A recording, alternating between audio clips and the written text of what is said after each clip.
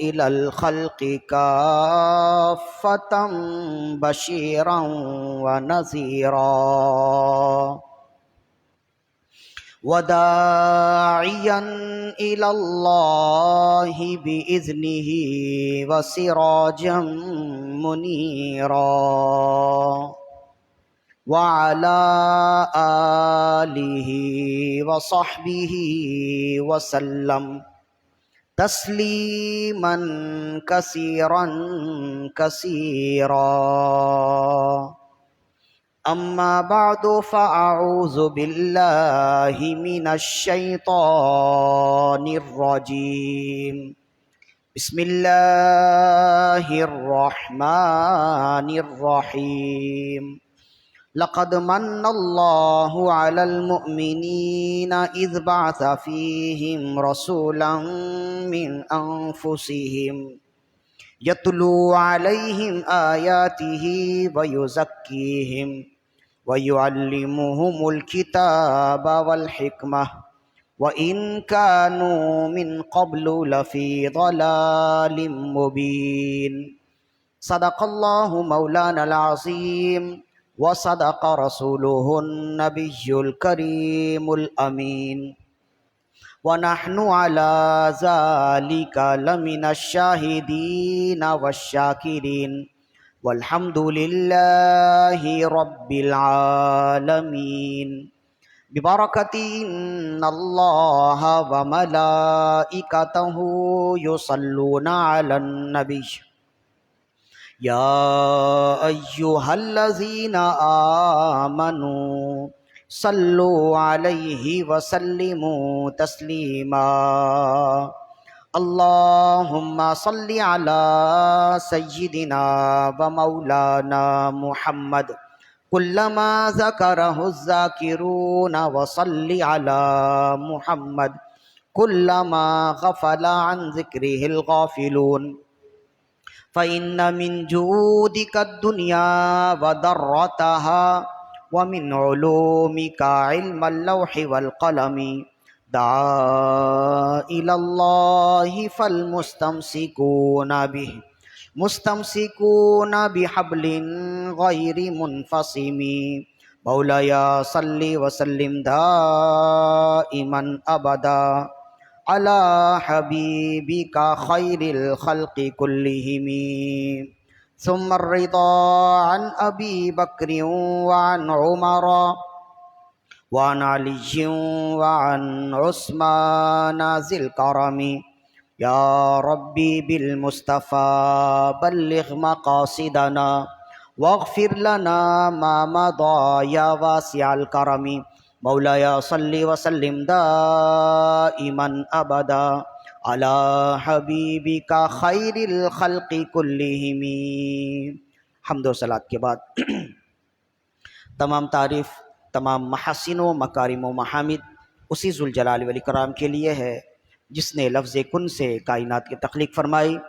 تمام زبانوں کی حمد و ثنا صرف اور صرف اسی ذوالجلال والاکرام کے لیے ہے جس نے دنیا میں انسانوں کو پیدا فرمایا اور انسانوں کی ضروریات زندگی کی تمام اشیاء کو مہیا، مسجع، مرصع، مرقع فرمایا. تمام تر تعریفات، تمام تر حمد و ثنا صرف اور صرف اسی رب قدیر کے لیے ہے جس نے دنیا میں انسانیت کی رشد و ہدایت کے لیے انبیاء کرام علیہم السلام کو مبعوث فرمایا کہ وہ نفوس قدسیہ کاملہ دنیا میں آ کر اللہ کی وحدانیت اور اپنی رسالت لوگوں تک پہنچاتے رہے. کروڑ ہا کروڑ صلاۃ و تسلیم ہو حضور سرور انبیاء، حبیب کبریا، شفیع روز جزا علیہ التحیۃ والثناء کی بارگاہ میں کہ آپ تمام انبیاء کرام علیہم السلام کے اخیر میں تشریف لائے اور آپ نے آ کر تمام بنی نوع انسان کو اخوت و بھائی چارگی، ملنساری، اخلاق، بردباری، اعلیٰ ظرفی، اعلیٰ کردار کا درس و پیغام دیا. قبل اس کے کہ گفتگو کا آغاز کیا جائے، ایک مرتبہ اپنے آقا و مولا صلی اللہ علیہ وسلم کی بارگاہ میں بلند آواز سے درود و سلام کی نذرانے پیش کیجئے. اللہم صلی علی سیدنا و مولانا محمد معدن الجود والکرم وعلی آلہ و اصحابہ وبارک وسلم صلاۃ و سلام علیک یا سیدی یا رسول اللہ صلی اللہ علیہ وآلہ وسلم. امام ابن ماجہ نے سنن ابن ماجہ میں نقل کیا، حضرت ابو درداء رضی اللہ عنہ اس کے راوی ہیں، عن ابی الدرداء رضی اللہ عنہ قال قال رسول اللہ صلی اللہ علیہ وسلم، حضرت ابو درداء رضی اللہ عنہ فرماتے ہیں کہ رسول اللہ صلی اللہ علیہ وآلہ وسلم نے ارشاد فرمایا، اکثر الصلاۃ علی یوم الجمعہ فإنه یوم مشہود تشہدہ الملائکہ، جمعے کے دن مجھ پر درود و سلام کی کثرت کیا کرو، اس لیے کہ یہ یوم مشہود ہے، یعنی یہ وہ دن ہے کہ اس دن کثرت سے فرشتے زمین میں آتے ہیں، کثرت سے فرشتے زمین میں حاضر رہتے ہیں۔ وَإِنَّ أَحَدًا لَن يُصَلِّيَ عَلَيَّ إِلَّا عُرِضَتْ عَلَيَّ صَلَاةٌ حَتَّى يَفْرُغَ مِنْهَا، اور جمعے کے دن تم میں سے کوئی شخص جب درود و سلام کے نذرانے پیش کرتا ہے، درود و سلام ختم ہونے سے قبل مجھ تک پہنچا دیا جاتا ہے۔ قال، تو ابو دردہ فرماتے ہیں، قلت، میں نے عرض کیا رسول اللہ صلی اللہ علیہ وسلم، وبعد الموت، یہ تو ابھی ہے، جب آپ کا وصال ہو جائے گا اس وقت معاملہ کیا ہوگا؟ اس وقت درود و سلام پڑھنے اور پہنچانے کی کیا ترکیب ہوگی اور کیا حال ہوگا؟ تو رسول اللہ صلی اللہ علیہ وسلم ارشاد فرمایا، اس وقت بھی معاملہ یہی ہوگا جیسے ابھی ہے، کہ جیسے درود و سلام کے نذرانے تم پیش کرتے ہو اور مجھ تک پہنچا دیا جاتا ہے، بعد از وصال بھی ایسے ہی ہوگا، اس لیے کہ ان اللہ حرم علی الارض ان تأکل اجساد الانبیاء فنبی اللہ حی یرزق، بے شک اللہ نے زمین کو حرام قرار دیا ہے کہ وہ انبیاء کی جسموں کو کھائے، پس انبیاء کرام اپنی اپنی قبروں میں زندہ رہتے ہیں اور رزق پہنچائے جاتے ہیں۔ صلو علی الحبیب، اللہم صلی علی سیدنا و مولانا محمد طب القلوب و دوائها وعافیت الابدان و شفائها ونور الابصار و ضیائها وروح الارواح و غذائها وعلى آلہ و اصحابہ وبارک وسلم صلاۃ و سلام علیک یا رسول اللہ صلی اللہ علیہ وآلہ وسلم۔ اس وجہ سے درود و سلام کی برکتیں بیان کی جاتی ہیں کہ جمعے کے دن جو ہمارے اسلاف کے معمولات تھے وہ اب ہمارے درمیان میں نہیں ہے، ہمارے درمیان میں جمعے کا دن بھی عام ہی دنوں کی طرح ہے، ورنہ حقیقت حال ایسا نہیں ہے۔ جمعے کا دن سید الایام یعنی دنوں کا سردار ہے۔ یہ اچھی طرح یاد رکھیے، جمعے کی چھٹی ختم ہوئی ہے، جمعے کی فضیلت کوئی ختم نہیں کر سکتا ہے۔ تو جمعے کی فضیلت جیسے اس زمانے میں تھی اس زمانے میں بھی ہے۔ جمعے کا دن خاص اہتمام کرنا مسلمانوں کی مذہبی اور اخلاقی ذمہ داری ہے کہ جیسے جمعے کا دن آئے اپنے آپ کو تیار کرے۔ کیسے تیار کرے؟ وہ رسول اللہ صلی اللہ علیہ وسلم نے خود ہی ارشاد فرمایا، حکم دیا، ناخن تراشے اور اپنے جسم کے فاضل بال صاف کرے، نہائے، سرما لگائے، عطر لگائے، سر کو سجائے، عمدہ لباس پہنے، اور جیسے عید کی نماز پڑھنے کے لیے عیدگاہ جاتے ہیں ویسی جمعے کی نماز پڑھنے کے لیے مسجد آئے، جامع مسجد آئے۔ تو یہ جمعے کے دن کا اہتمام قرون اولیٰ میں بھی ہوتا تھا، بلکہ امام غزالی رحمہ اللہ نے احیاء العلوم میں لکھا، فرمائے اس امت میں سب سے پہلی خرابی جو ہوئی ہے وہ جمعے کے دن دیر سے آنے کی خرابی ہے۔ فرمایا قرون اولیٰ میں جمعے کے دن کی اہمیت اور جمعے کے دن سے محبت کا حال مسلمانوں کے دلوں میں یہ تھا کہ وہ پورے ہفتے جمعے کا دن کا انتظار کرتے تھے کہ اب جمعے کا دن آئے اور ایک بڑا اجتماع ہوگا، لوگوں کا جمع غفیر ہوگا، بہت سے لوگوں سے ملنے ملانے کی ترکیب ہوگی، بہت سے ایسے لوگ جو اپنی اپنی مصروفیات میں ہیں، جمعے کی نماز کے بعد ان سے ملا جائے گا، حال احوال کا تبادلہ ہوگا۔ تو کہتے ہیں امام غزالی فرماتے ہیں جیسے جمعے کا دن آتا تو لوگ جمعے کے دن فجر کی نماز سے پہلے اپنے اپنے گھروں سے چلتے۔ یہ ہم جس زمانے میں ہیں نا ہمیں عجیب سی بات لگتی ہے۔ فرماتے ہیں جمعے کے دن فجر کی نماز سے پہلے قافلہ بنا کر لوگ مشالیں روشن کیے ہوئے قافلہ بنا کر لوگ بستیوں سے گلیوں سے نکلتے، ایسا لگتا کہ ایک جلوس ہے جو ایک سمت ہی جا رہا ہے، اور وہ جلوس کہاں جاتا؟ جامع مسجد کی طرف جاتا۔ فرماتے لوگ مشالے روشن کیے ہوئے جلوس کی صورت میں، قافلہ کی صورت میں اپنی اپنی بستیوں سے نکلتے اور جامع مسجد آتے، با جماعت نماز فجر پڑھتے، فجر کے بعد وہیں بیٹھ کر تسبیح، تحلیل، تکبیر، نوافل وغیرہ، قرآن مجید کی تلاوت یہ سب کرتے رہتے، حتیٰ کہ جمعے کا وقت ہو جاتا، پھر خطبہ سنتے، جمعے کی نماز پڑھتے، اور جب جمعے کی نماز پڑھ کے فارغ ہو تو لوگوں سے ملنے کے بعد پھر اپنے اپنے گھروں کو جاتے۔ یہ طریقہ تھا۔ تو ہم تو اس زمانے میں ہم تو بالکل بے ڈھنگے ہو گئے نا۔ تو امام غزالی فرماتے ہیں یہ قرون اولیٰ میں جمعے کے دن کی محبت لوگوں کے دلوں میں اس طرح تھی، تو سب سے پہلے جو چیز مسلمانوں کے دلوں سے نکلی ہے وہ جمعے کے دن کی برکت ہے۔ سب سے پہلی بدعت اور سب سے پہلی برائی جو مسلمانوں میں رائج ہوئی ہے وہ جمعے کے دن دیر سے آنا ہے۔ اب دیکھیے، اب فجر سے پہلے کیا آئیں، فجر کی نماز بھی گئی، اب فجر کے بعد کیا آئیں، اب جمعے کا وقت بھی گیا، اب جمعے کے وقت میں کیا آئیں، بالکل عین اس وقت آتے ہیں جب جماعت کھڑی ہو رہی ہوتی ہے۔ تو یہ ہماری بدحالی کا حال ہے، ہمارے لیے اخلاقی گراوٹ کا یہ حال ہے۔ تو اس کا انجام دیکھ لیجئے کہ اب معاملہ یہ ہے کہ انسان ہر کام میں آگے آگے ہے، دینی معاملے میں پیچھے ہے۔ اس لیے کہ جمعے کا دن جو ہے نا، یہ موٹیویشن کا دن ہوتا ہے، یہ انسان کو دوبارہ سے ری اسٹارٹ کر دیتا ہے۔ اس کے اندر جو چیزیں ہیں نا ری ایکٹیویٹ ہو جاتی ہیں، اس کے اخلاقیات، اس کے مذہبی اقدار، اس کی تہذیب، قرآن و سنت کی باتیں وہ دوبارہ سے نئی ہو جاتی ہیں۔ جمعے کے دن جب وہ آتا ہے، اجتماع میں بیٹھتا ہے، لوگوں سے ملتا ہے، خطیب کی گفتگو سنتا ہے، تو آپ سمجھتے ہیں کہ یہ معمولی چیز ہے؟ ہمیں تو یہ جمعہ ملتا رہتا ہے تو ہمیں معمولی لگتا ہے نا۔ لیکن آپ اندازہ کیجئے کہ پچھلے کچھ عرصہ پہلے جب کرونا وائرس کا دور آیا اور جمعے کی نماز بند کر دی گئی، مسجدوں میں تالے لگا دیے گئے، اس وقت احساس ہوتا تھا کہ جمعہ کس چیز کا نام ہے، جمعے کی رونق کیا چیز ہے۔ انسان اپنے آپ کو بالکل سن محسوس کرتا تھا، انسان اپنے دل کو زنگ آلود محسوس کرتا تھا۔ نہ بولنے والے کے لیے بولنے کی کوئی جگہ تھی، نہ سننے والے کے لیے کوئی کام تھا، تو اپنے آپ کو بالکل مردہ تصور کرتا تھا۔ وہ تو رب کی رحمت ہوئی، دوبارہ سے مسجدیں کھولیں، دوبارہ سے مسجدیں آباد ہوئیں، تو ابھی مسجدیں آباد ہیں تو آباد ہی رکھیے۔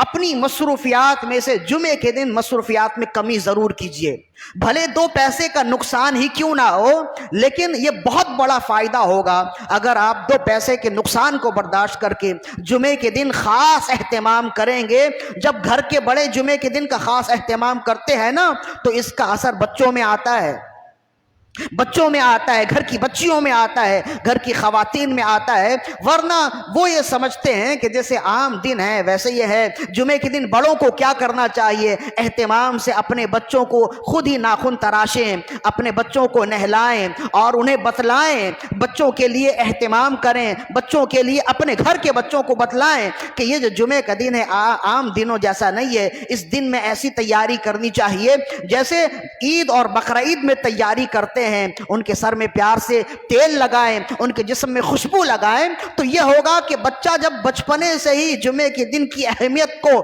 آگاہ ہو جائے گا، جمعے کے دن کی اہمیت والد کی وجہ سے اس کے دل میں بیٹھ جائے گی، تو پھر جب وہ آپ کی عمر کو پہنچے گا نا تو وہ آپ جیسا نہیں ہوگا، وہ آپ سے اچھا ہوگا۔ اس لیے کہ جو عادت بچوں کو بالکل بچپن سے آ جائے تو وہ عادت بڑے بڑھاپے میں جا کر، بڑی عمر میں جا کر بہت پختہ ہو جاتی ہے۔ تو یہ کام کرنے والے ہیں، یہ بات بتلانے کی نہیں ہے، یہ بات خود ہی عمل میں لانی چاہیے۔ لیکن ہم اتنے سست ہو گئے ہیں، ہم دینی گراوٹ کے اس قدر شکار ہو گئے ہیں کہ یہ بھی بتانا پڑتا ہے کہ ہمیں جمعے کے دن کیا کرنا چاہیے۔ لہذا جمعے کے دن خاص اہتمام ہمارے ایمان کا حصہ ہے، ہمارے عقیدے کا حصہ ہے۔ ربیع الاول کا مہینہ ہمارے درمیان ہے، ربیع النور شریف، ولادت محمد، ولادت پیغمبر صلی اللہ علیہ وسلم کا مہینہ ہے، اور اس مہینے کا پہلا جمعہ ہے جس میں ہم موجود ہیں۔ دعا کیجئے کہ اللہ رب العزت ہماری حاضری اپنے بارگاہ میں قبول و مقبول فرمائے۔ آج کی اس مبارک اور مقدس دن کے لیے قرآن مجید کی جس آیت مقدسہ کی تلاوت کا شرف ہم نے حاصل کیا ہے، سورہ آل عمران کی آیت ہے۔ سورہ آل عمران قرآن مجید کے سورہ بقرہ کے بعد یہ سورت ہوتی ہے، اور جس آیت مقدسہ کی تلاوت کا شرف حاصل کیا سورہ آل عمران کی آیت ہے، اور آیت نمبر 164 ہے، چوتھا پارہ ہے، آیت نمبر 164 ہے۔ اس آیت مقدسہ میں اللہ رب العزت نے ارشاد فرمایا، لَقَدْ مَنَّ اللَّهُ عَلَى الْمُؤْمِنِينَ إِذْ بَعَثَ فِيهِمْ رَسُولًا مِّنْ أَنفُسِهِمْ۔ اللہ نے مومنین پر احسان فرمایا کہ اللہ نے انہی میں سے ایک رسول ان پر مبعوث فرمایا۔ اللہ نے مومنین پر احسان فرمایا کہ انہی میں سے ایک رسول ان کے درمیان میں بھیجا، یتلو علیہم آیاتہ ویزکیہم ویعلمہم الکتاب والحکمہ، وہ نبی انہیں اللہ کی آیات پڑھ کر سناتا ہے، ویزکیہم، اور انہیں پاک اور ستھرا کرتا ہے، ویعلمہم الکتاب والحکمہ، اور وہ نبی انہیں کتاب اور حکمت کی باتیں تعلیم دیتا ہے۔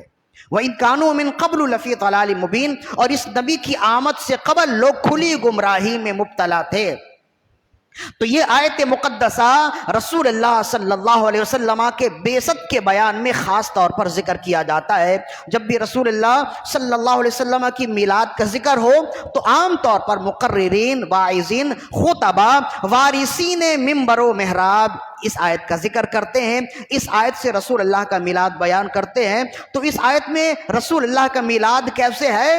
اس طرح ہے کہ اس آیت مقدسہ میں اللہ رب العزت نے مومنین پر احسان کرنے کا ذکر فرمایا، اور فرمایا کہ اللہ نے مومنین پر احسان کیا ہے، اور احسان اس طرح فرمایا کہ اللہ نے مومنین پر احسان اس طرح کیا ہے کہ انہی میں سے ایک رسول ان کے درمیان میں مبعوث فرما دیا، اور وہ ایسا رسول ہے جو انہیں کتاب سکھاتا ہے، ان کا تزکیہ نفس کرتا ہے، انہیں کتاب و حکمت کی تعلیم دیتا ہے۔ وَإِن كَانُوا مِن قَبْلُ لَفِي ضَلَالٍ مُبِينٍ، اور اس نبی کی آمد سے قبل لوگ کھلی گمراہی میں مبتلا تھے۔ سوال یہ ہے کہ خالق اکبر کی کئی نعمتیں موجود ہیں، اور اللہ رب العزت نے خود قرآن مجید میں ارشاد فرمایا، وَإِن تَعُدُّوا نِعْمَةَ اللَّهِ لَا تُحْصُوهَا، اگر تم میری نعمتوں کو گننا چاہو تو گن نہیں سکتے، میری اس قدر نعمتیں ہیں۔ لیکن قرآن مجید آپ الف لام میم سے ناس تک پڑھیے، اللہ رب العزت نے کسی نعمت کا ذکر کر کے احسان نہیں جتایا۔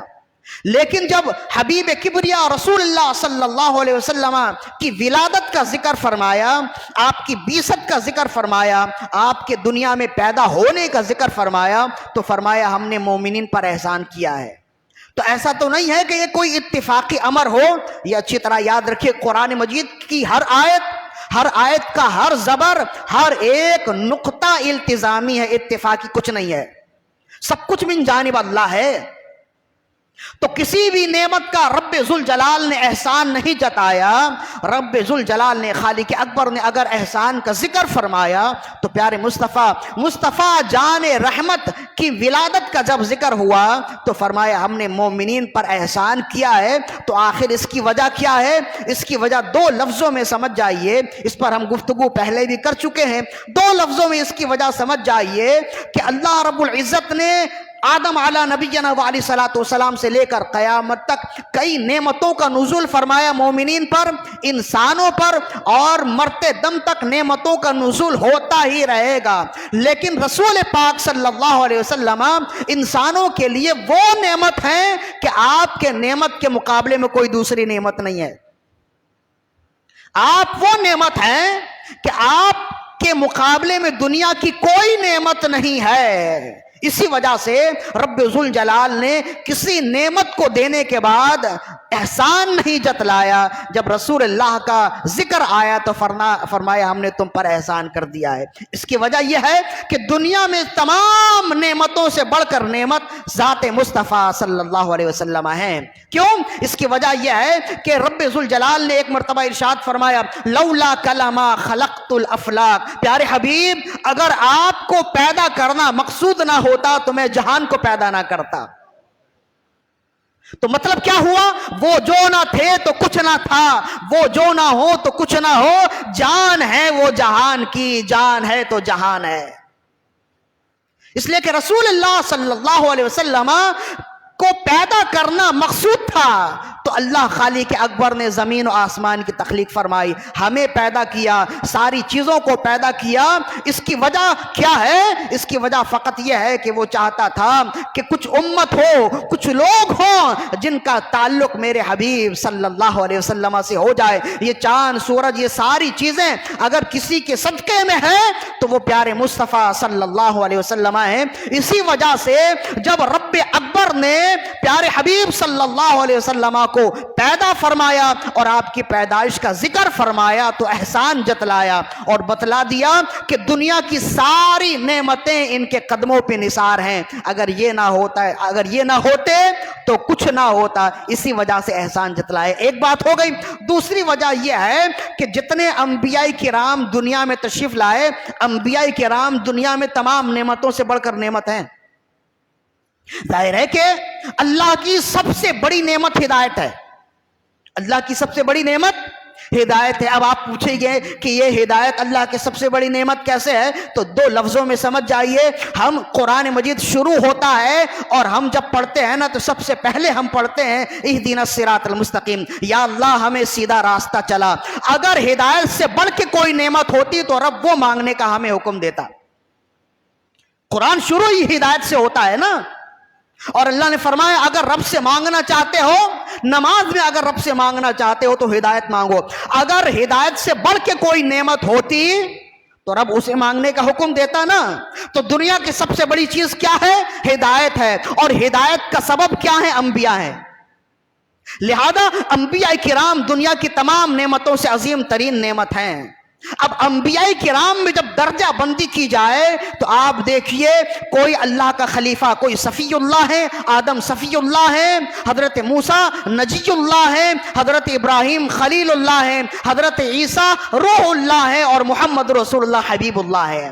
آپ نے فرمایا تمام انبیاء کرام بہت کچھ ہیں، ان کا مقام و مرتبہ بہت ہے۔ وَأَنَا حبیب اللہ وَأَنَا لِوَاءُ الْحَمْدِ، اور فرمایا میں اللہ کا حبیب ہوں، بیدی لواء الحمد یوم القیامہ، اور میں چونکہ اللہ کا حبیب ہوں اس لیے قیامت کے دن لواء الحمد میرے ہاتھ میں ہوگا۔ اور فرمایا لواء الحمد کی شان یہ ہے، آدم سے لے کے قیامت تک جتنے لوگ ہیں تمام کے تمام اس دن میرے جھنڈے کے نیچے ہو جائیں گے۔ اس دن معلوم ہو جائے گا کہ سب سے بڑی نعمت کون ہے۔ تو اللہ نے تمام انبیاء کرام کو نعمت بنا کر بھیجا، لیکن حبیب کسی کا لقب نہیں دیا۔ اگر حبیب کسی کا لقب رب نے دیا ہے تو وہ حبیب خدا محمد الرسول اللہ صلی اللہ علیہ وسلم ہے۔ آپ کو رب نے فرمایا تم میرے حبیب ہو، اور آپ نے اس بات کو اپنے لیے فخر محسوس کرتے ہوئے، اپنی امت کے لیے فخر محسوس کرتے ہوئے آپ نے فرمایا انا حبیب اللہ ولا فخرا، میں اللہ کا حبیب ہوں، اور یہ کہنا ازراہ تشکر ہے، فخر کے لیے نہیں ہے۔ یعنی یہ بتلانا چاہ رہا ہوں کہ میں اللہ کا حبیب ہوں۔ تو آپ چونکہ اللہ کے حبیب ہیں اور حبیب دوسرا کوئی نہیں ہے، اس لیے ضروری تھا کہ جب رب اپنا حبیب آپ کو دے، جب رب اپنا حبیب لوگوں کو دے تو احسان جتلائے۔ کیوں؟ اس لیے کہ حبیب تو دکھائے نہیں جاتے، رب نے عطا فرمائے ہیں۔ جو محبوب ہوتے ہیں وہ دیے کیا جائے، وہ تو دکھائے بھی نہیں جاتے، لیکن رب نے کرم فرمایا، اپنا حبیب، اپنا محبوب ہمیں عطا کیا ہے۔ اسی وجہ سے کہا گیا کہ رب نے کسی نعمت کا احسان نہیں جتلایا، لیکن جب حبیب خدا کی بیست کی باری آئی، ذکر آیا تو احسان جتایا۔ اب رسول اللہ صلی اللہ علیہ وسلم کی فضیلت کے بعد انبیاء کرام میں بھی درجہ بندی ہے نا فضیلت کے حوالے سے۔ جو مقام حضرت ابراہیم علیہ السلام کا ہے وہ مقام حضرت عیسیٰ کا نہیں ہے، جو مقام حضرت موسیٰ کا ہے وہ حضرت عیسیٰ کا نہیں ہے۔ تو تمام انبیاء کرام نبی ہونے کے لحاظ سے تو برابر ہیں، جیسے مسلمان ہونے کے حوالے سے ہم سب برابر ہیں، لیکن ہمارے درمیان میں بھی تو درجہ بندی ہے نا۔ کوئی عالم ہے، کوئی فاضل ہے، کوئی حافظ ہے، کوئی دیندار ہے، کوئی دنیا دار ہے، کوئی امام ہے، کوئی مؤذن ہے، کوئی خطیب ہے، تو یہ درجہ بندی ہے نا۔ اسی طرح انبیاء کرام میں بھی درجہ بندی ہے، اور درجہ بندی کیا ہے؟ کوئی خلیفۃ اللہ ہے، کوئی روح اللہ ہے، کوئی کلیم اللہ ہے، کوئی حبیب اللہ ہے، کوئی خلیل اللہ ہے۔ تو یہ درجہ بندی ہے. تو اللہ کے حبیب حبیب اللہ محمد رسول اللہ ہیں، تمام انبیاء کے بھی سردار ہیں، تمام امت کے بھی سردار ہیں. آپ کے بعد سب سے بڑا مقام و مرتبہ انبیاء کرام میں کس کا ہے؟ اللہ کے خلیل حضرت ابراہیم علیہ نبینا علیہ السلام کا ہے. حضرت ابراہیم علیہ السلام کا مقام و مرتبہ بلند اس وجہ سے ہے کہ حضرت ابراہیم علیہ السلام کی نسل سے جس قدر کثرت سے انبیاء کرام آئے ہیں کسی نبی کی نسل سے نہیں آئے. بنی اسرائیل کے جتنے انبیاء ہیں جن کی تعداد لاکھوں میں ہے وہ سب کے سب حضرت ابراہیم علیہ السلام کی نسل سے ہیں. ہمارے خاندان میں ایک حافظ ہو جائے تو دادا پر دادا اور ادھر پوتے اور اوپر تک ہر ایک کے لیے بخشش کا باعث ہو جائے اور ہم فخر سے کہہ سکیں کہ ہمارے دادا حافظ قرآن تھے. دیکھیں ان کا مقام و مرتبہ کیا ہے کہ ایک نبی نسب میں نہیں ہے، سینکڑوں ہزاروں لاکھوں انبیاء کرام حضرت ابراہیم علیہ السلام کے نسب سے ہیں. لاکھوں انبیاء کرام کے جسم میں کہ جس کا خون دوڑ رہا ہے وہ اللہ کے نبی حضرت ابراہیم علیہ السلام ہیں. خود رسول اللہ صلی اللہ علیہ وسلم بھی ابراہیمی ہے نا. آپ کے جسم میں جو خون ہے وہ بھی تو ابراہیمی خون ہے نا. حضرت ابراہیم علیہ السلام کے بیٹے اسماعیل کے بیٹے نسب سے چلیے تو محمد رسول اللہ آتے ہیں. تو حبیب کبریا محمد رسول اللہ صلی اللہ علیہ وسلم کے بعد اگر کسی نبی کا ذکر زیادہ ہوتا ہے اور مقام و مرتبہ زیادہ ہے تو وہ اللہ کے نبی حضرت خلیل ہیں. اب سوچنے کی بات یہ ہے کہ جب مقام و مرتبہ حبیب اللہ کا زیادہ ہے تو پھر حبیب اور خلیل میں فرق کیا ہے؟ حبیب اور خلیل میں فرق کیا ہے؟ بس آج ہم نے یہی بیان کرنا ہے تاکہ معلوم ہو جائے حبیب کون ہوتا ہے اور خلیل کون ہوتا ہے. اب سنتے چلیے قرآن مجید سے آپ پوچھئے کہ اے قرآن ہمیں بتا کہ ابراہیم خلیل اللہ ہیں، محمد حبیب اللہ ہیں، ان دونوں میں بڑا ہی فرق ہے، مقام اور مرتبے کے لحاظ سے بڑا فرق ہے. تو ہمیں بتا کہ حبیب کون ہوتا ہے، خلیل کون ہوتا ہے. تو قرآن کہتا ہے کہ خلیل یہ دعا کرتے ہیں وَجْنُبْنِي وَبَنِيَّ أَن نَعْبُدَ الْأَصْنَامَ. یہ قرآن مجید کیا آیت ہے؟ سورہ ابراہیم. وَجْنُبْنِي وَبَنِيَّ أَن نَعْبُدَ الْأَصْنَامَ. خالق اکبر مجھے اور میری اولاد کو بت پرستی کی گندگیوں سے محفوظ فرما دے. یہ اللہ کے خلیل حضرت ابراہیم دعا کر رہے ہیں. وَجْنُبْنِي وَبَنِيَّ أَن نَعْبُدَ الْأَصْنَامَ. اے رب اکبر مجھے بھی اور میری اولاد کو ہر طرح کی غلاظتوں سے پاک کر دے، بت پرستی کی نجاستوں سے پاک کر دے. خلیل وہ ہیں جو اپنی اولاد کی پاکیزگی کے لیے رب سے دعا کر رہے ہیں، اور جب حبیب کی باری آئے تو رب سے وہ دعا نہیں کرتے. رب خود فرماتا ہے انما یرید اللہ لیذھب عنکم الرجس اہل البیت ویطہرکم تطہیرا. رب ذوالجلال فرماتا پیارے حبیب آپ کے رب نے یہ ارادہ فرمایا ہے کہ آپ کی کل آل اولاد کو ہر طرح کی غلاظتوں سے، نجاستوں سے، گندگیوں سے پاک اور ستھرا فرما دے گا. تو خلیل وہ ہیں جو اپنی اولاد کی ستھرائی کے لیے، اپنی اولاد کی پاکیزگی کے لیے رب سے دعا کرتے ہیں. اور خلیل وہ حبیب وہ ہے جو دعا نہیں کرتا، بغیر دعا کیے ہی رب فرماتا پیارے حبیب آپ کو دعا کرنے کی ضرورت نہیں ہے، میں آپ کی قلبی حیثیت، میں آپ کے قلبی معاملے کو بہت خوب جانتا ہوں، لہذا دعا کرنے کی ضرورت نہیں ہے، بغیر مانگے میں آپ کو عطا کرتا ہوں. اور کیا عطا کرتا ہوں؟ ادھر خلیل اپنی اولاد کی پاکیزگی کے لیے دعا کرتے ہیں اور ادھر میں کہتا ہوں پیارے حبیب آپ دعا نہ کریں، میں نے پہلے ہی ارادہ کر دیا ہے کہ آپ کی آل اولاد کو ہر طرح کی نجاستوں سے پاک رکھوں گا. ایک مثال ہو گئی. دوسری مثال اللہ کے خلیل حضرت ابراہیم علیہ السلام دعا کرتے ہیں وَلَا تُحْزِنِي يَوْمَ يُبْعَثُونَ. رب ذوالجلال قیامت کے دن جب اٹھائے جائے، جب میں اٹھایا جاؤں تو مجھے رسوا نہ کرنا. یہ خوف کی وجہ سے ہے، ورنہ اللہ رب العزت نے یہ وعدہ کیا ہے کہ تمام انبیاء کرام کے سروں پر عزت کا تاج ہے. لیکن جو اپنے رب کو جتنا جانتا ہے، جو رب سے جتنا قریب ہوتا ہے اتنا ہی اپنے رب سے ڈرتا ہے. یہ اس وجہ سے نہیں ہے، یہ فقط خوف کی وجہ سے ہے۔ وہ دعا کرتے ہیں، اللہ کے نبی حضرت خلیل دعا کر رہے ہیں، وَلَا تُخْزِنِي يَوْمَ يُبْعَثُونَ، رب ذوالجلال جب قیامت کے دن مجھے اٹھایا جائے مجھے رسوا نہ کرنا، خدا نہ خواستہ مجھے شرمندہ نہ کرنا۔ یہ خلیل ہیں جو دعا کر رہے ہیں، اور جب حبیب کی باری آئے تو رب فرماتا پیارے حبیب تمہیں دعا کرنے کی ضرورت نہیں ہے۔ یوم لا یخزی اللہ النبی والذین آمنوا معہم، اس دن رب ذوالجلال اپنے حبیب کو بھی اور حبیب کے غلاموں کو بھی رسوا نہیں کرے گا۔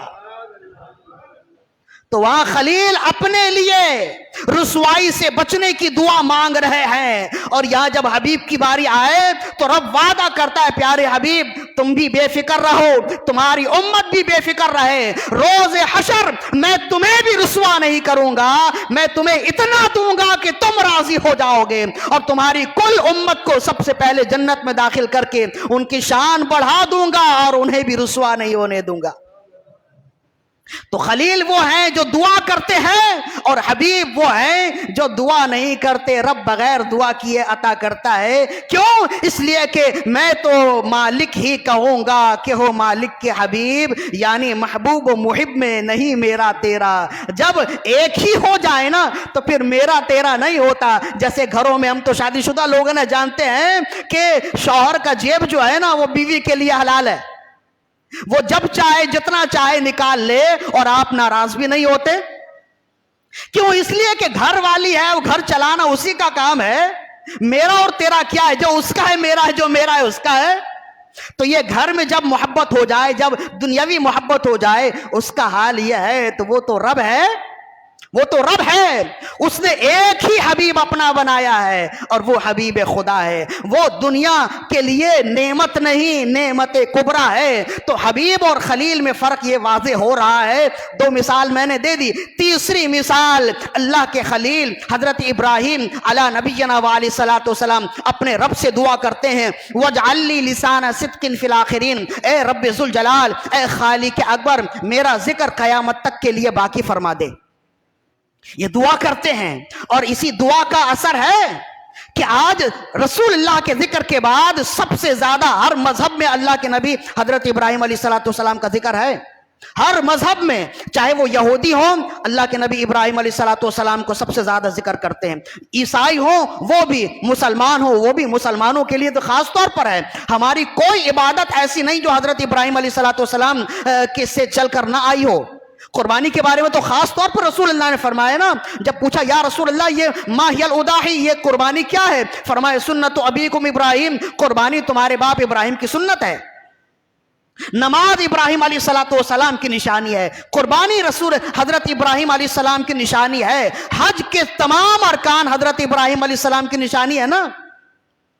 تو ہماری لیے تو اس لیے ہمارے جو دین ہے نا اسے کہتے ہیں دین حنیف، اور یہ دین حنیف اصل میں ابراہیم علیہ السلام کا ہی سلسلہ چلتا ہوا آیا ہے۔ تو مطلب یہ ہے کہ ہمارے مذہب میں بھی بہت ہی زیادہ ذکر اگر کسی نبی کا ہوتا ہے، ویسے تو ہم تمام انبیاء کا ہی ذکر کرتے ہیں، لیکن جن کا ذکر ہماری مذہبی اعمال میں موجود ہے وہ حضرت ابراہیم علیہ السلام ہے۔ حتیٰ کہ ہندوؤں میں بھی ایک طبقہ ایسا ہے جو اپنے آپ کو حضرت ابراہیم علیہ السلام کی نسل سے کہتا ہے، جو اپنے آپ کو برہمنی کہتے ہیں نا۔ ہندوؤں میں سب سے جو اونچی ذات ہے وہ برہمن کی ہے، وہ کہتے ہیں برہمن ابراہیم سے ہی نکلا ہوا لفظ ہے، ہم انہی کی اولاد میں سے ہیں۔ جیسے مسلمانوں میں جو سید ہیں، سادات ہیں، وہ اولاد ابراہیم ہے نا، اسی طرح وہ کہتے ہیں۔ اب ان کا یہ دعویٰ ہے، اور بعض لوگوں نے یہ لکھا بھی ہے، اب اس کی صداقت کیا ہے اور اس میں جھوٹ کتنا ہے یہ وہ جانے، بہرحال یہ دعویٰ ہے ان میں سے بعض لوگوں کا کہ ہم بھی نسل ابراہیمی سے ہیں۔ مطلب یہ ہوا کہ یہودی ہوں، عیسائی ہوں، ہندو ہوں یا مسلمان ہوں، ہر مذہب میں سب سے زیادہ اگر کسی نبی کا ذکر ہوتا ہے رسول اللہ کے ذکر کے بعد تو اللہ کے نبی ابراہیم علیہ السلام ہے۔ اور اس کی وجہ کیا ہے؟ انہوں نے دعا کی تھی، وَاجْعَلْ لِي لِسَانَ صِدْقٍ فِي الْآخِرِينَ، یہ 19واں پارہ ہے سورہ شعراء۔ دعا کی رب ذوالجلال قیامت تک میرا ذکر باقی رکھ۔ حضرت خلیل ہے وہ جو اپنے ذکر کی بقا کے لیے دعا کرتے ہیں اور رب آپ کی دعا قبول فرماتا ہے، لیکن جب حبیب کی باری آئے تو حبیب دعا نہیں کرتے، رب خود فرماتا ہے وَرَفَعْنَا لَكَ ذِكْرَكَ، پیارے حبیب ہم نے آپ کے ذکر کو بلند کر دیا ہے۔ اور کیسا بلند کیا؟ ابن عباس سے پوچھا کہ اللہ نے آپ کے ذکر کو کیسا بلند کیا ہے؟ تو فرمایا ایسا بلند کیا کہ جس جگہ میرا نام آئے گا حبیب خدا کا نام آئے گا۔ لہذا دیکھ لو، کلمے میں ذکر خدا ذکر مصطفیٰ، نماز میں ذکر خدا ذکر مصطفیٰ، مسجد میں ذکر خدا ذکر مصطفیٰ، حج میں ذکر خدا ذکر مصطفیٰ، عرفات میدان مزدلفہ تمام مقامات پر ذکر خدا ذکر مصطفیٰ، دنیا میں ذکر خدا ذکر مصطفیٰ، آخرت میں ذکر خدا ذکر مصطفیٰ، جنت میں ذکر خدا ذکر مصطفیٰ، حیات میں ذکر خدا ذکر مصطفیٰ، ممات میں ذکر خدا ذکر مصطفیٰ۔ جہاں پہ بھی اللہ کا نام آئے گا ساتھ ساتھ رسول اللہ کا نام آئے گا، حتیٰ کہ کوئی مومن اس وقت تک مومن ہو ہی نہیں سکتا جب تک وہ کلمے میں اللہ کے نام کے ساتھ رسول اللہ کا نام نہ لے لے۔ یہ مقام و مرتبہ ہے حبیب کا۔ مطلب یہ ہے کہ خلیل کا بھی مقام و مرتبہ بہت ہوتا ہے، لیکن حبیب تو ایک ہی ہے، اور وہ ہے محمد الرسول اللہ صلی اللہ علیہ وسلم کی ذات۔ جب آپ سمجھ گئے کہ حبیب دوسرا کوئی نہیں ہے، اور حبیب اور خلیل میں اتنا ہی فرق ہے جتنا زمین و آسمان کی مسافتوں میں فرق، بلکہ اس سے بھی زیادہ، تو اب یہ کہنا انتہائی آسان ہو گیا۔ مطلب یہ ہوا کہ جب حبیب دوسرا کوئی نہیں ہے تو مطلب یہ ہے کہ آپ جیسی نعمت کائنات میں کوئی نہیں ہے، آپ جیسی نعمت کائنات میں کوئی نہیں ہے۔ اسی وجہ سے رسول اللہ کو نعمت نہیں بلکہ نعمت کبریٰ کہتے ہیں، یعنی آپ فقط نعمت نہیں ہے، نعمت الکبریٰ ہے۔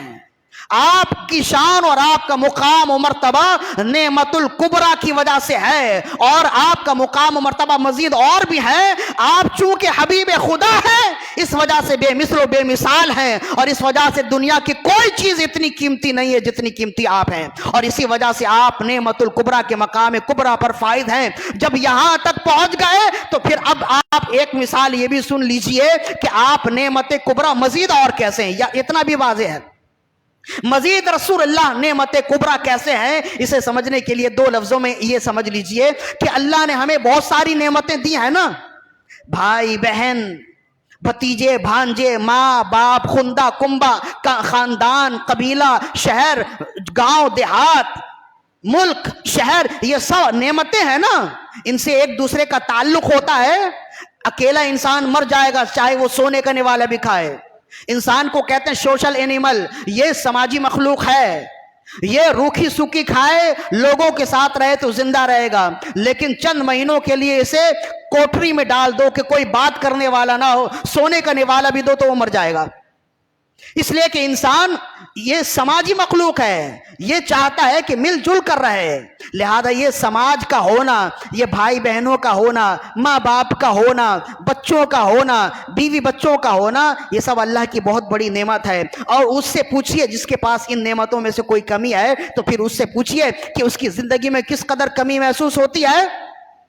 یوں سمجھ لیجئے کہ اللہ کی بڑی بڑی نعمتوں میں اگر سر فہرست کوئی نعمت ہے تو یہ خاندان ہے، یہ آل اولاد ہیں، یہ ماں باپ ہیں، بڑی نعمت ہے نا، لیکن معاملہ یہ ہے قیامت کے دن یہ ساری نعمتیں ہماری دشمن ہو جائیں گی، یہ ساری نعمتیں ہماری خلاف ہو جائیں گی۔ جن نعمتوں کے حصول کے لیے، جن نعمتوں کے تقاضے پورے کرنے کے لیے ہم دن رات محنت کر رہے ہوتے ہیں، حلال اور حرام کو بھی نہیں دیکھتے، جب قیامت میں آپ کو ضرورت پڑے گی تو کوئی آپ کا ساتھ دینے والا نہیں ہوگا، کوئی آپ کا ساتھ دینے والا نہیں ہوگا۔ قرآن کی ایک آیت نہیں کئی مقامات پر اس مضمون کو بیان کیا گیا۔ ایک مقام سے سن لیجئے، بہت آسان آیت ہے، فرمائے یوم یفر المرء من اخیہ وامہ وابیہ وصاحبتہ وبنیہ لکل امرئ منہم یومئذ شأن یغنیہ۔ جس دن یوم یفر المرء من اخیہ، جس دن بھائی بھائی سے بھاگے گا، وامہ وابیہ، جس دن باپ بیٹے سے، ماں بیٹے سے بھاگے گی، وصاحبتہ واخیہ، اور میاں بیوی سے، بیوی بھائی، میاں سے شوہر سے بھاگیں گے، اور بھائی بھائی سے بھاگیں گے، وہ ابھی اور باپ بیٹے سے بھاگیں گے۔ لکل امرئ منہم یومئذ شأن یغنیہ، اس دن ہر شخص کو اگر پڑی ہوگی تو اپنی ذات کی پڑی ہوگی، وہ کسی کے لیے نہیں آئیں گے۔ بلکہ ایک مقام پر تو یہ ہے کہ جو انتہائی گہرا دوست ہے نا وہ اپنے دوست سے بھاگے گا. ایسا نہیں ہے کہ وہ پہچان نہیں پائے گا, دیکھے گا پہچان بھی لے گا لیکن دور سے بھاگ جائے گا. قرآن مجید کی آیت ہے, وہ دیکھے گا پہچان بھی لے گا, اس کے باوجود وہ بھاگ جائے گا. تو یہ ساری نعمتیں ہیں جن نعمتوں کے تقاضے پورے کرنے کے لیے ہم دنیا لگا دیتے ہیں, جان لگا دیتے ہیں, اپنی جوانی لگا دیتے ہیں. رات جو آرام کے لیے ہے اس رات میں بھی ہم محنت کرتے فقط اس لیے کہ ان نعمتوں کے تقاضے پورے ہو جائیں, بال بچوں کے تقاضے پورے ہو جائیں, خاندان میں لین دین کے تقاضے پورے ہو جائیں, والدین کے تقاضے پورے ہو جائیں. مرد تو اسی وجہ سے نوکری کر رہا ہوتا ہے نا, محنت کر رہا ہوتا ہے. لیکن خبردار یہ اچھی طرح یاد رکھو, یہ جتنی محبت ہے یہ اتنی ہی رکھو جس کی وجہ سے تمہاری آخرت خراب نہ ہو. بسا اوقات بچوں کے تقاضے, گھر والوں کے تقاضے اور خاندان میں اپنی ناک اونچی کرنے کے لیے انسان حلال کو حرام, حرام کو حلال, سود کو حلال, رشوت خوری شروع کر دیتا ہے کہ کسی طرح مال آئے. کیوں آئے؟ تاکہ خاندان میں اس کی ناک اونچی رہے, تاکہ خاندان میں اس کا سر بلند رہے, تاکہ اس کے بچے اچھا کھائیں, اچھے اسکول میں پڑھیں, ان کا مستقبل روشن ہو جائے. وہ یہ سمجھتا ہے کہ میں نے بڑی چالاکی کا کام کر لیا, میں نے سود کا کاروبار کر لیا, میں رشوت لیتا ہوں کسی کو معلوم نہیں ہے اور اس سے میرے بچوں کی پرورش ہو رہی ہے, مستقبل تابناک ہو رہی ہے, مستقبل روشن ہو رہی ہے. لیکن وہ یہ نہیں جانتا کہ بچوں کی مستقبل روشن کرتے کرتے وہ اپنی قبر کو تاریک کر رہا ہے. صحیح حدیث ہے, رسول اللہ نے فرمایا قیامت کے دن سب سے برا انسان وہ ہوگا من اضر آخرتہ بدنیا غیرہ, جس نے دوسروں کی دنیا بناتے بناتے اپنی آخرت تباہ کی. تو بچوں کو بھی پالیں, انہیں تعلیم دیں, تربیت دیں, روشن مستقبل کے لیے تگ و دو کریں, محنت کریں. لیکن خبردار, اگر یہ محنت کرتے ہوئے آپ اللہ کے حقوق پائمال کر رہے ہیں تو یاد رکھیے کہ آپ سے بڑھ کر بے وقوف کوئی نہیں ہے. آپ یہ سمجھ رہے ہیں کہ بچوں کو پالنا بھی عبادت ہے, یہ شیطان دل میں ڈال دیتا ہے. بے شک عبادت ہے, لیکن تمام عبادتوں سے بڑھ کر حقوق اللہ کے ہیں. اگر آخرت کا نقصان کر کے آپ اپنے بچوں کو کامیاب کر رہے ہیں تو پھر یہ بچے بھی کبھی کامیاب نہیں ہوں گے. ایسے ہی بچے ہیں, جب باپ پر بنے نا تو بچے انہیں روڈ پر ڈال دیتے ہیں. اولڈ ہاؤس کیوں بھرے ہوئے ہیں؟ جب باپ چلنے کے قابل نہ ہو اور بستر پہ ہی غلاظتیں کر رہا ہو تو یہ جو روشن خیال کے بچے ہیں جنہیں آپ نے اعلیٰ اسکول میں تعلیم دلوائی ہے, جنہیں آپ نے علماء سے دور رکھا ہے, یہی بچے پھر آپ سے دور کر دیتے ہیں.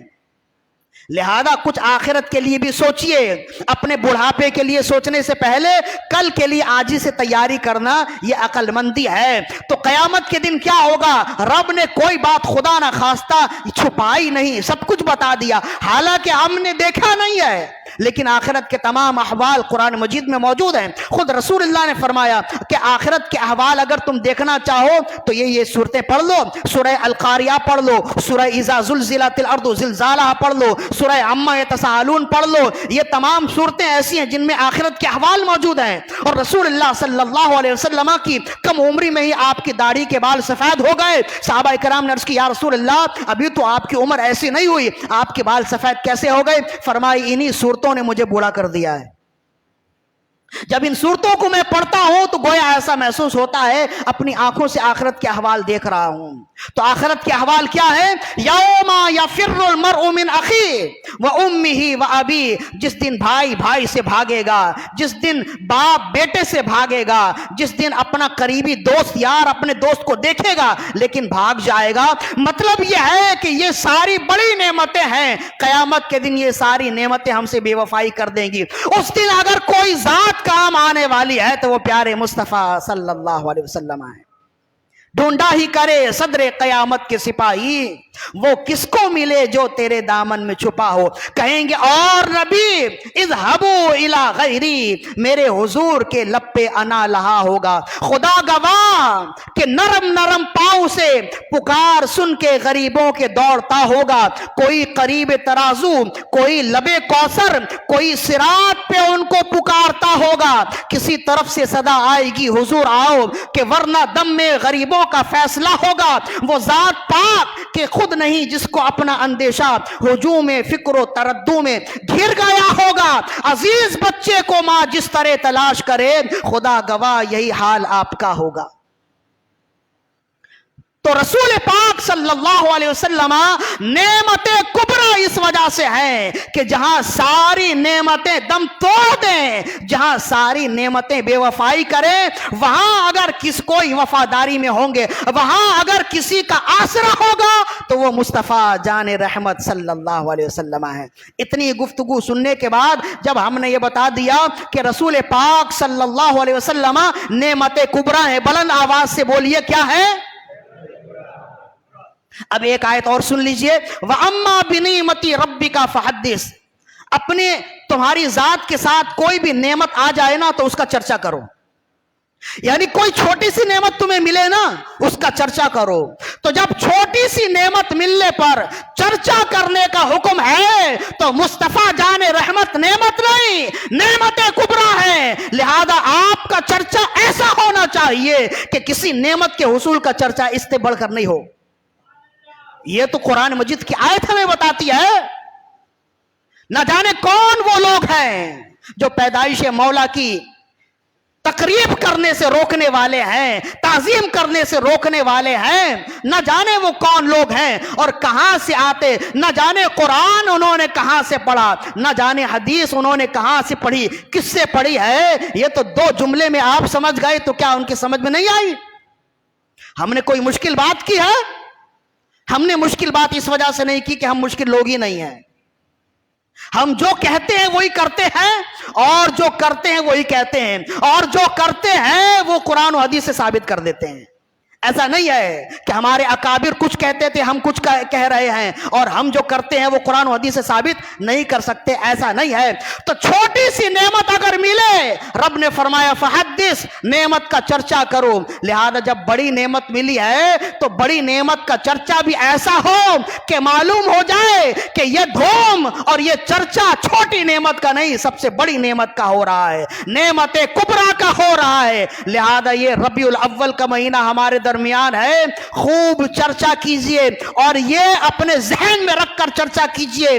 میں اس ذات پاک کی ولادت کا چرچا کر رہا ہوں کہ قیامت میں سوائے ان کے کوئی کام نہیں آئے گا. جب یہ بات ذہن میں ہوگی نا تو پھر کوئی کتنی ہی دلیل مانگے, کتنے ہی دلائل مانگے, آپ اس کی طرف نہیں جائیں گے. ہاں ایسا ہوتا ہے, اس مہینے میں بھی بہت سے لوگ اٹھ جاتے اور کہیں میلاد کرنا کہاں سے ثابت, جلوس نکالنا کہاں سے ثابت. تو میلاد کرنا کہاں سے ثابت, جھنڈے لگانا کہاں سے ثابت. تو دو لفظوں میں ان کے کہہ دیجئے گا, سارے دلائل ہم بعد میں دیں گے, پہلے جشن ولادت منا لیں, 12ویں کے بعد بات کریں گے انشاءاللہ.